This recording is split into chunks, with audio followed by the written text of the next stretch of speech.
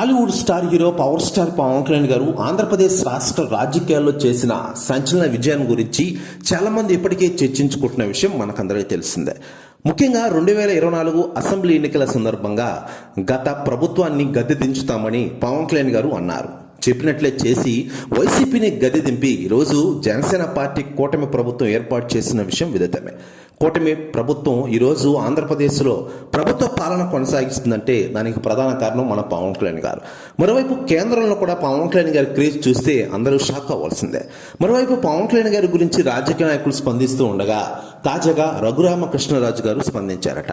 ఆయన మాట్లాడుతూ పవన్ కళ్యాణ్ గారు డిప్యూటీ సీఎంగా ఆంధ్రప్రదేశ్కు అనేక అభివృద్ధి కార్యక్రమాలు చేపడుతూ ముందుకెళ్తూ ఉన్నారు. రాబోయే రోజుల్లో పవన్ కళ్యాణ్ గారు మంచి లీడర్ అవ్వబోతున్నారు. పవన్ కళ్యాణ్ గారి క్రేజ్ ఇక్కడ కాదు, ఢిల్లీలో చూస్తే ఎవరైనా షాక్ అవ్వాల్సిందే. డిప్యూటీ సీఎంని మించిన లీడర్ లేడు అంటూ సంచలన వ్యాఖ్యలు చేశారట రఘురామకృష్ణరాజు గారు. ప్రస్తుత వ్యాఖ్యలు వైరల్ అవుతున్నాయి టోటల్ ఆంధ్రప్రదేశ్ రాష్ట్ర రాజకీయాల్లో. ఇదిలా ఉండగా పవన్ కళ్యాణ్ గారి విషయానికి వస్తే ప్రస్తుతం ఆంధ్రప్రదేశ్ రాష్ట్ర డిప్యూటీ సీఎం హోదాలో రాణిస్తున్న విషయం తెలిసిందే.